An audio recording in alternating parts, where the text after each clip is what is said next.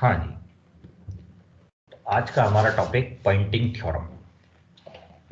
Poynting theorem in actual में जैसा कि मैक्सवेल्स इक्वेशन से हमें ये मालूम पड़ गया कि कोई भी मूविंग चार्ज है तो वो इलेक्ट्रोमैग्नेटिक वेव्स जो है वो एमिट करता है, और इलेक्ट्रोमैग्नेटिक वेव्स जो हैं वो मैक्सवेल ने जो 4 इक्वेशन बताई थी उन इक्वेशन को फॉलो करेंगे।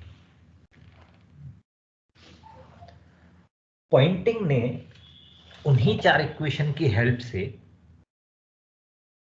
ये कंक्लूड किया कि जो एनर्जी है वो सब सारी energy electric and magnetic field में डिस्ट्रीब्यूटेड रहती है और यूनिफॉर्मली वो थ्रू आउट द बीम जो है वो डिस्ट्रीब्यूटेड रहती है।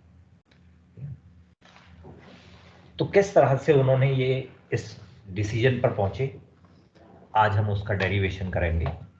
और इसको समझने के लिए आप कुछ इस तरह से इसको समझ सकते हो कि अगर सपोज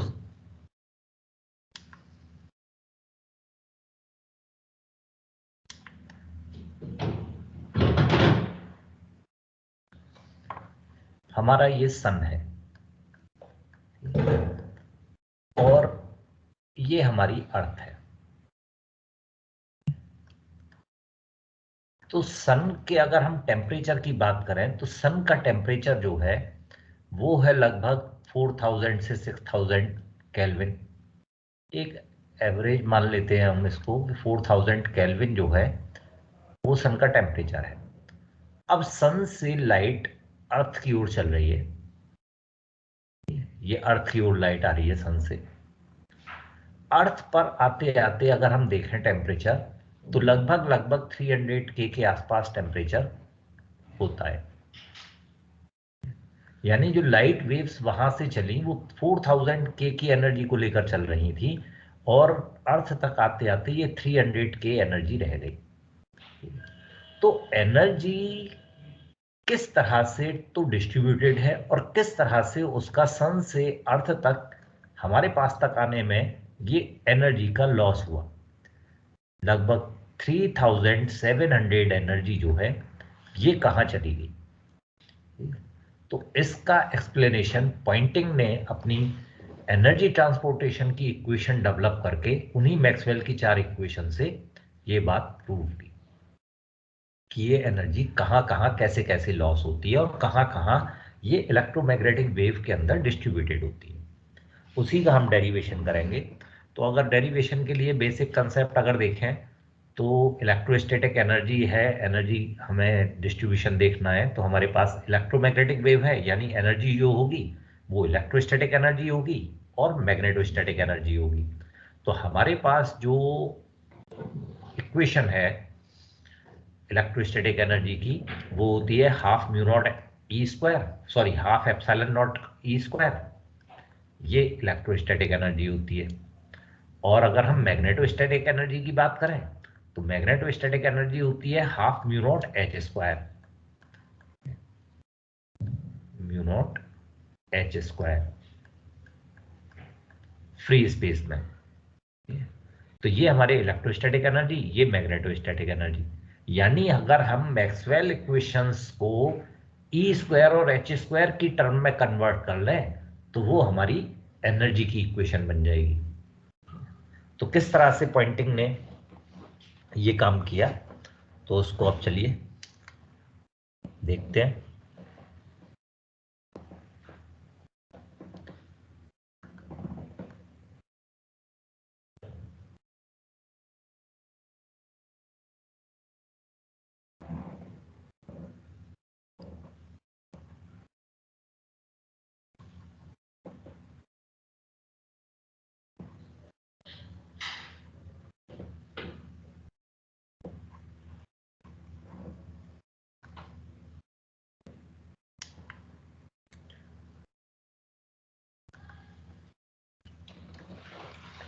तो चलिए, जैसा कि हम जानते हैं कि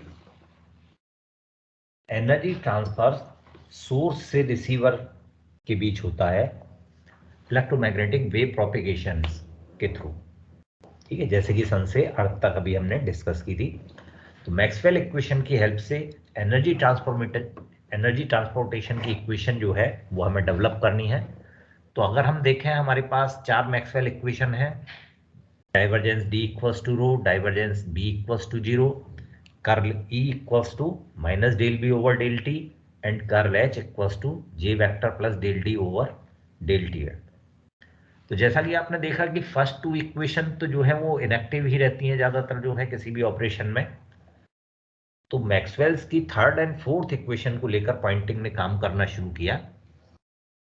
तो Maxwell's third and fourth equation can be written as in differential form, curl E equals to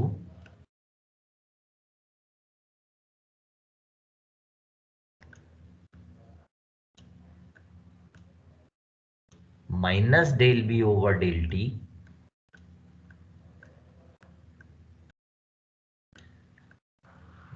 हालांकि ये थर्ड इक्वेशन है लेकिन हम इसको यहां इक्वेशन नंबर 1 नाम दे दे रहे हैं कैलकुलेशंस करने के लिए।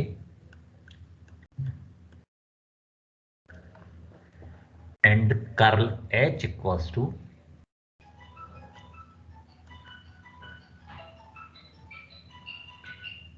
J vector plus del D vector over del T। ये हमारी फोर्थ इक्वेशन है लेकिन हम कैलकुलेशन करने के लिए इसको जो है हमने इक्वेशन नंबर 2 नाम दे दिया, del D over del T।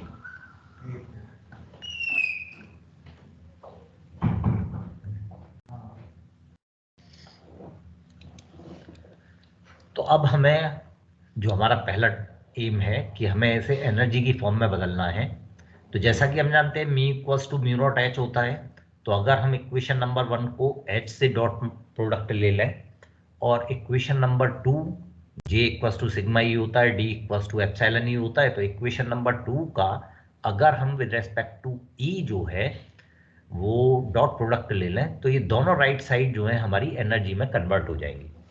तो taking dot product of H vector with equation number 1 and E vector with equation number 2 we have, तो इक्वेशन नंबर 1 का हमें H से लेना है तो we may write H vector dot curl E vector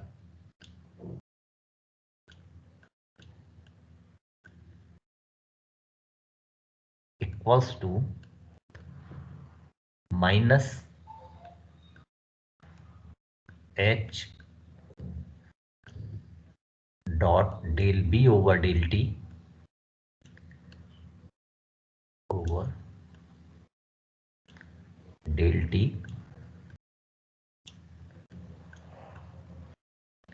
से it is equation number 3।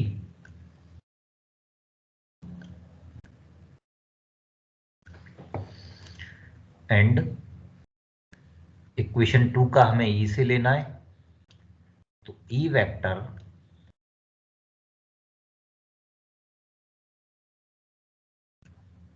Curl H vector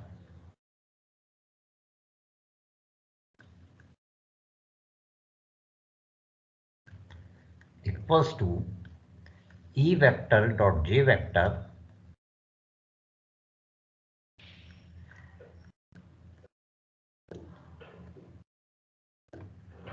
plus del D vector over del T vector, ये हमारी इंटू ई रह गया था तो इंटू ई, ये हमारी हो गई इक्वेशन नंबर 4।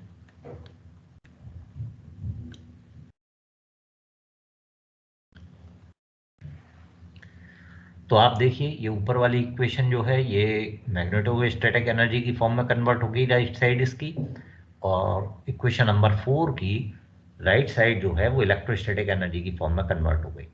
तो इलेक्ट्रोमैग्नेटिक वेव के लिए अब हमें इन दोनों इक्वेशंस को कंबाइन करना पड़ेगा। तो हमने क्या किया कि हमने इक्वेशन नंबर 4 को 3 से सब्ट्रैक्ट कर दिया।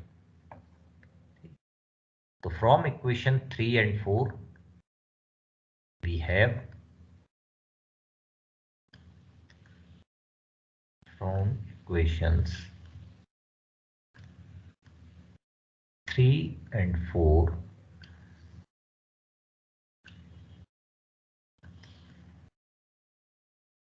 we have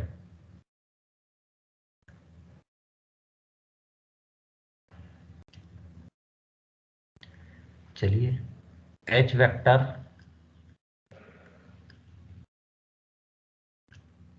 dot curl E vector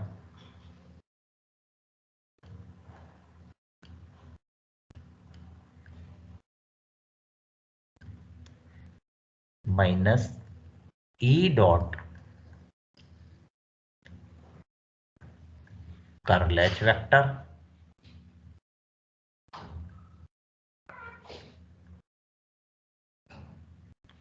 equals two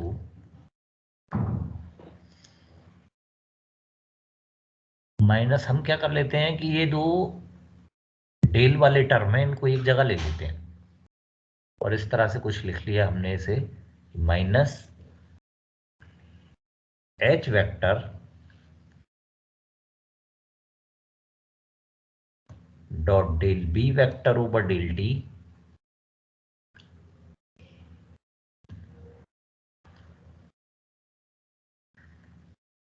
plus E vector dot del D vector over del T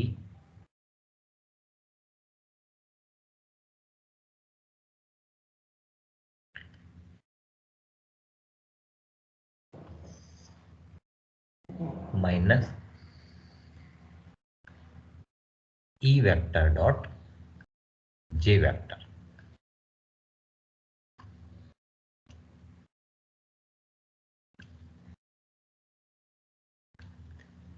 So it is equation number 5।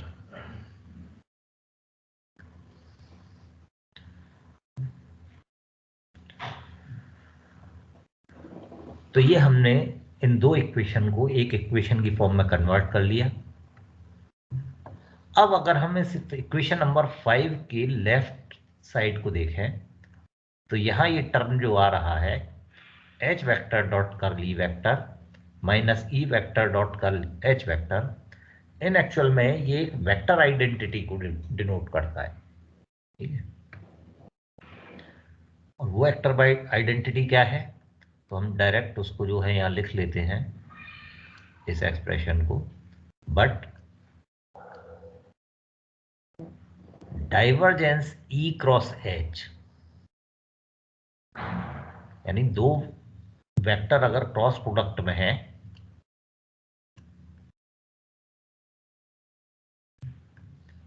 तो उनका डाइवर्जेंस जो है उसकी वैल्यू क्या होगी, तो इन एक्चुअल में उसकी जो वैल्यू होगी, ये सपोज हमारे दो वेक्टर E क्रॉस और H वेक्टर है, इनका डाइवर्जेंस है, तो इनकी जो वैल्यू होगी, इनकी वैल्यू होती है H कर्ल E वेक्टर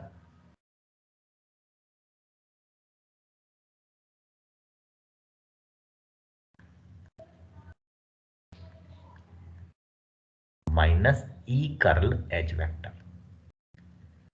यानी डाइवर्जेंस E क्रॉस H को अगर हम सॉल्व करें तो ये वैल्यू जो है H curl E vector minus E curl H vector आएगी, ठीक है। तो इस वेक्टर आइडेंटिटी को हमने यूज कर लिया यहां पर, ठीक है। So it is equation number 6। तो from equation 5 and 6 we have, इस वैल्यू को हमने यहां रख दिया,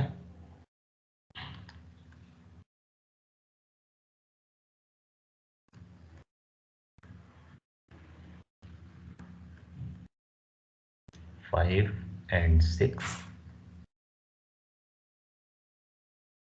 we have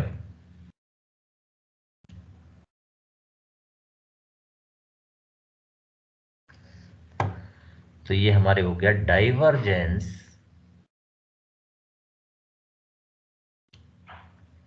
E cross H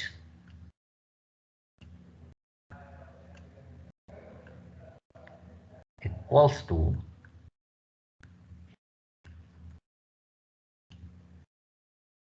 अच्छा, ये डॉट प्रोडक्ट में है राइट साइड में जो क्वांटिटी है, तो इनको हम इस तरह भी अरेंज कर सकते हैं कि हमारा वर्ड है इलेक्ट्रोमैग्नेटिज्म, तो इलेक्ट्रिक फील्ड को पहले लिख लेते हैं, चलिए, ठीक है, और मैग्नेटिक फील्ड को बाद में लिख लेते हैं, उससे कोई फर्क नहीं पड़ेगा। Del D vector over del T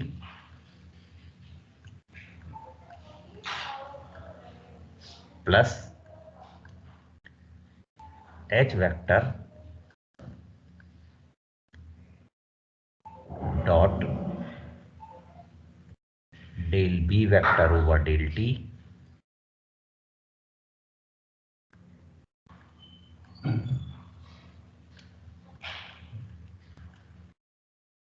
minus J vector, क्योंकि डॉट प्रोडक्ट है तो इस तरह से हम इसे इंटरचेंज कर सकते हैं, जे वेक्टर डॉट ई वेक्टर। ये हो गई हमारी equation number 7।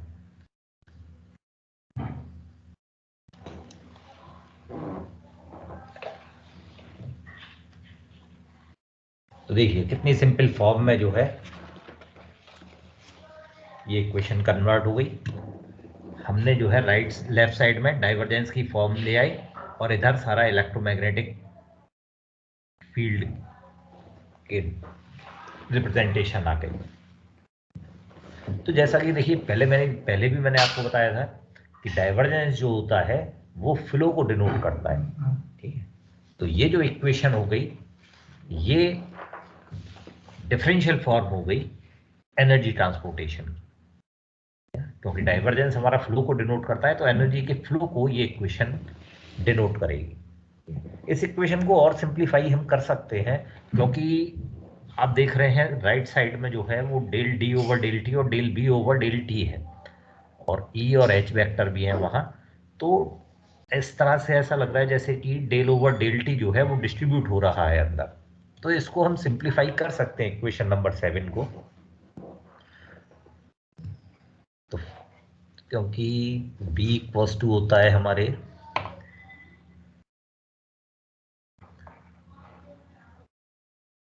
Mu naught H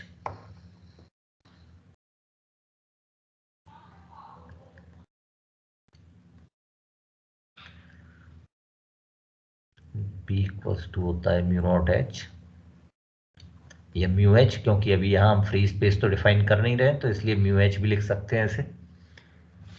तो b equals to mu H और d equals to epsilon E.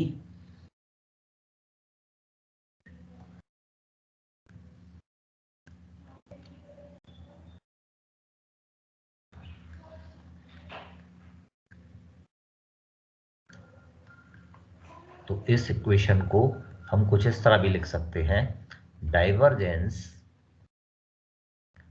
E cross H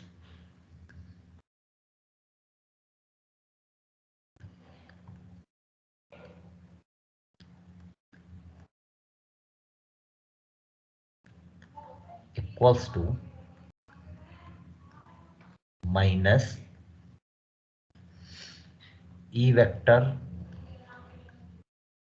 जो डी है अंदर, डी लिया है हमने, डेल लिया है, तो डेल इसको हमने एप्सिलॉन ई लिख दिया, डी वेक्टर को एप्सिलॉन ई लिख लिया over del T plus H vector del over del T, और उधर बी वेक्टर है इसको हमने म्यू एच लिख लिया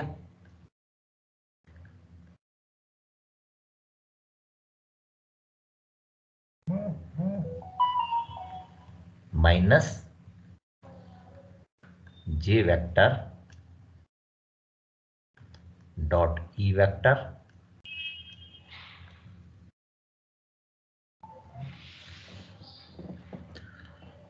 यानी इसको हम लिख सकते हैं कुछ इस तरह से minus half del over del T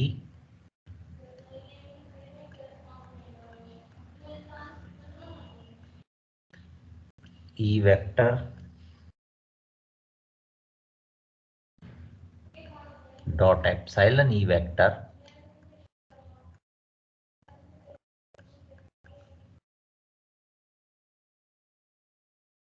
plus half del over del T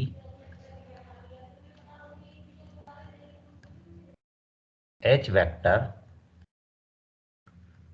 dot mu H vector.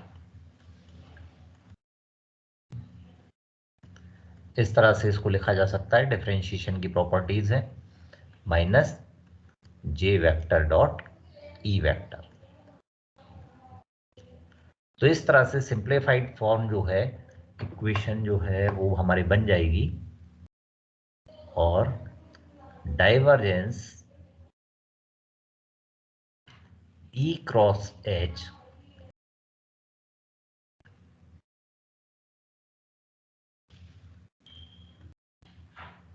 Equals to minus half common आ सकता है और डेल ओवर डेल टी को हम इस तरह से लिख सकते हैं, डेल ओवर डेल टी ये हो जाएगा आपके E vector dot D vector, epsilon dot epsilon E को हमने वापस डी से कन्वर्ट कर लिया, तो E vector dot D vector plus B vector dot H vector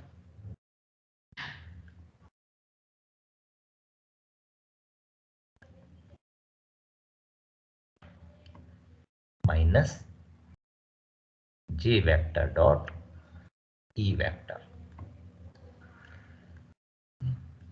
तो ये हमारी एनर्जी ट्रांसपोर्टेशन की इक्वेशन हो गई डिफरेंशियल फॉर्म में। ये हमारी इक्वेशन आ गई 8।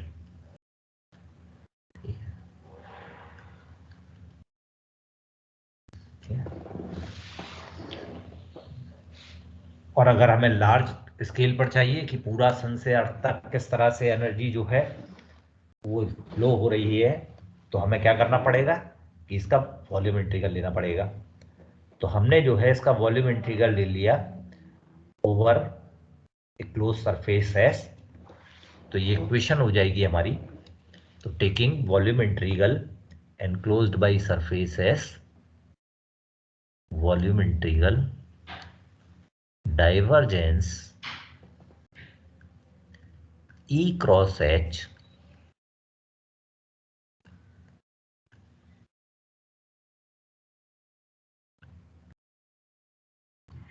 Equals TV equals to minus del over del T, इस फॉर्म में लिख लिया हमने कुछ ऐसे, volume integral half E vector dot D vector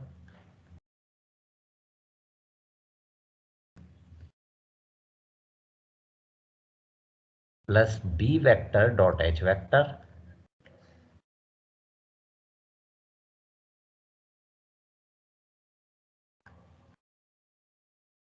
DV minus volume integral J vector dot E vector DV. Equation number 9। तो ये हमारे इंटीग्रल फॉर्म में हो गई। लेकिन यहाँ एक चीज और हम यहाँ देख रहे हैं कि हमारे पास वॉल्यूम इंटीग्रल में divergence E cross H vector बन रहा है। तो E vector cross H vector जो है ये भी एक वेक्टर क्वांटिटी बनेगा।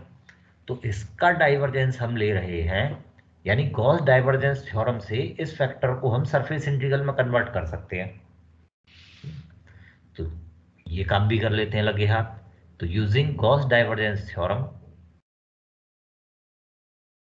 Using Gauss divergence theorem,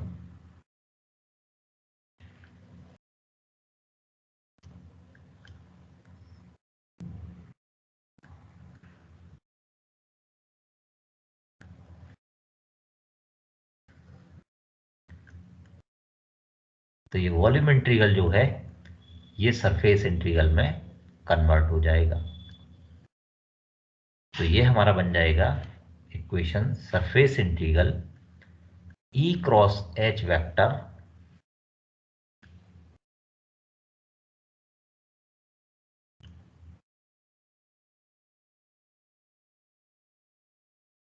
ds equals to minus del over del T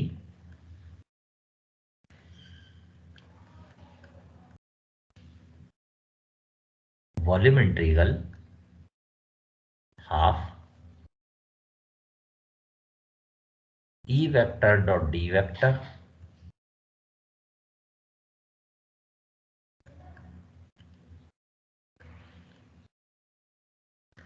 plus B vector dot H vector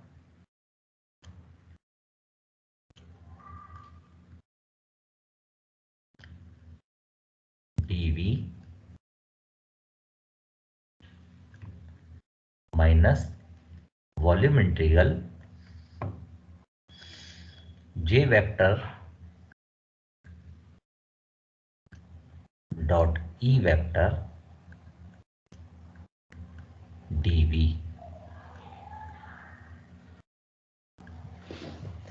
So this is the integral form of energy transportation equation, means Poynting equation का ये integral form है। ये equation बताती है किस तरह से energy सन से अर्थ तक पहुंचती है। बड़ा इंटरेस्टिंग इसका जो है रिप्रेजेंटेशन है, हालांकि अभी आप लोग नहीं समझ पा रहे होंगे। तो अगर गौर से देखें इस इक्वेशन को, तो इसके एक एक टर्म को भी हम एक्सप्लेन करते चलते हैं। तो अब इस इक्वेशन को अगर हम गौर से देखें, तो इस इक्वेशन को देखकर हमें सबसे पहली चीज तो ये मालूम पड़ती है कि सारी की सारी एनर्जी जो है वो इलेक्ट्रिक और मैग्नेटिक फील्ड में ही डिस्ट्रीब्यूटेड है। हर जगह देखिए आप इलेक्ट्रिक एंड मैग्नेटिक फील्ड के ही टर्म आ रहे हैं इस इक्वेशन में। तो सारी की सारी जो एनर्जी है वो इलेक्ट्रिक और मैग्नेटिक फील्ड में ही डिस्ट्रीब्यूटेड है। सबसे पहली बात तो ये मालूम पड़ती है। दूसरा, अब यहां इस इक्वेशन में राइट साइड में दो फैक्टर है। तो चलिए सबसे पहला फैक्टर इसको देखते हैं। ठीक है, ये जो फैक्टर है जे, जे है करंट डेंसिटी। करंट डेंसिटी मतलब मोशन ऑफ चार्जेस, यानी कि दिस अमाउंट ऑफ एनर्जी, जब जैसे अभी हम बात कर रहे थे कि अगर ये हमारी अर्थ है, ठीक है, और अर्थ के अपर स्फीयर जो है वो हमारा आइनोस्फीयर होता है। ये स्फीयर जो है सबसे ऊपर जो है आइनोस्फीयर होता है। तो जब लाइट आती है तो वो सबसे पहले आइनोस्फीयर से इंटरेक्ट करती है। तो large amount of light energy है, तो वो एनर्जी क्या करती है कि वहां पर आइंस क्रिएट करती है। जब वो आकर आइनोस्फीयर में टकराती है तो वहां पर वो एनर्जी जो है, वो जो गैसेज है वहां पर उनसे इलेक्ट्रॉन को लिबरेट कर देती है, मींस आइंस क्रिएट करती है। आइंस का मतलब चार्जेस डेवलप हो गए। तो due to motion of charges जो है, दिस अमाउंट ऑफ एनर्जी जो है वो लॉस होती है। यानी जो हमारी टोटल एनर्जी वहां से लगभग 4000 के से चल रही थी, उसका मेजर पोर्शन जो है वो आइनोस्फीयर में इस अमाउंट से लॉस हो जाता है, जो चार्जेस की क्रिएशन में और मोशन में कंज्यूम हो जाती है। पहला फैक्टर तो ये, ठीक है। दूसरा फैक्टर अगर हम देखें तो दूसरा फैक्टर है ये minus del over del T volume integral half E vector dot D vector plus B vector dot H vector. यानी अब इसका भी बड़ा इंटरेस्टिंग वो है, आप देखें अर्थ है, अर्थ का अपना इलेक्ट्रिक और मैग्नेटिक फील्ड है, ये आप जानते हैं, नॉर्थ पोल साउथ पोल होने की वजह से इसका अपना एक इलेक्ट्रिक और मैग्नेटिक फील्ड है।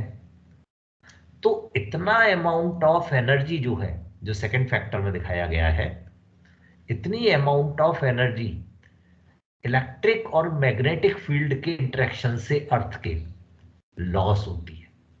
ये अर्थ की, ये सन से आने वाली लाइट है जो कि इलेक्ट्रिक एंड मैग्नेटिक फील्ड में इसकी एनर्जी डिस्ट्रीब्यूटेड है, और अर्थ का अपना इलेक्ट्रिक मैग्नेटिक फील्ड है, ये यहां पर इंटरेक्ट करती है, ठीक है। तो ये एनर्जी जो है, इतनी अमाउंट ऑफ एनर्जी जो है due to interaction of electric and magnetic field, ये लूज होती है। और क्योंकि देखिए ये छोटी मोटी अमाउंट नहीं है, लार्ज अमाउंट है, तो ये एनर्जी जो है हमें दिखनी चाहिए। तो सही बात है, ये एनर्जी हमको जो है नॉर्थ पोल पर जो है in the form of Aurora, वहां एक इवेंट होती है, दिन निकल रहा है और तो भी आकाश में जो है वो बिजली कड़कती हुई नजर आती है, ठीक है। और आसमान बिल्कुल साफ है, साफ आसमान में बिजली कड़कती हुई नजर आती है, तो वो इन एक्चुअल में बिजली कड़कना कुछ नहीं है, वो अर्थ का इलेक्ट्रिक और मैग्नेटिक फील्ड इंटरेक्ट करता है सनलाइट से, उससे वो एनर्जी जो है वो क्रिएट होती है, उसको हम बोलते हैं एरोरा। रोम का एक फेमस युद्ध था कि जो है रोम के सारे सेनानी जो है वो लड़ने के लिए गए हुए थे युद्ध में, और उन्होंने पीछे पलट के देखा कि रोम में आग लग गई, हार गए थे वो, रोम सबसे बड़ी हार थी उनकी, डिफीट थी उनकी। तो वो सब युद्ध को छोड़ के वापस रोम की तरफ को आए, और रोम में आकर देखा तो जो है रोम एकदम सही सलामत था। तो ये माना जाता है कि उस समय वहां पर वो एरोरा हुआ, एरोरा दिखाई दिया उन्हें, जिससे उन्हें लगा कि रोम में आग लग गई है, और जिसकी वजह से वो उसे बचाने के लिए भागे और खुद युद्ध हार गए। तो ये इलेक्ट्रिक एंड मैग्नेटिक फील्ड का इंटरेक्शन अर्थ से होता है, तब इतनी अमाउंट ऑफ एनर्जी लूज होती है। तो बाद में जो बची हुई एनर्जी है, कितनी एनर्जी ये बची राइट साइड में, ये एनर्जी हमें अर्थ पर रिसीव होती है, ठीक है। ये एनर्जी यहां तक आते रहते, क्योंकि डिफरेंट मीडियम है, चार्जेस डेवलप होते रहते हैं, और अर्थ पर अगर सपोज हम ये यहाँ खड़े हुए हैं तो हमें इतनी एनर्जी 300 के लगभग आसपास आकर हमको रिसीव होती है। बाकी सारी अमाउंट ऑफ एनर्जी जो है वो यहाँ लूज हो जाती है इन दो फॉर्म में, ठीक है। तो इस फैक्टर को, ये जो हमारा एस वेक्टर से इसे डिनोट किया जाता है ई क्रॉस एच, ये वो बची हुई अमाउंट ऑफ एनर्जी है जो हमें रिसीव होती है। तो इस फैक्टर को हम बोलते हैं पॉइंटिंग वेक्टर, क्योंकि ई क्रॉस एच एक वेक्टर क्वांटिटी होगा, तो उसको हम डिनोट करते हैं एस वेक्टर से। तो this represents the rate of flow of energy through unit area enclosing the volume V। इसको हम बोलते हैं पॉइंटिंग वेक्टर, पॉइंटिंग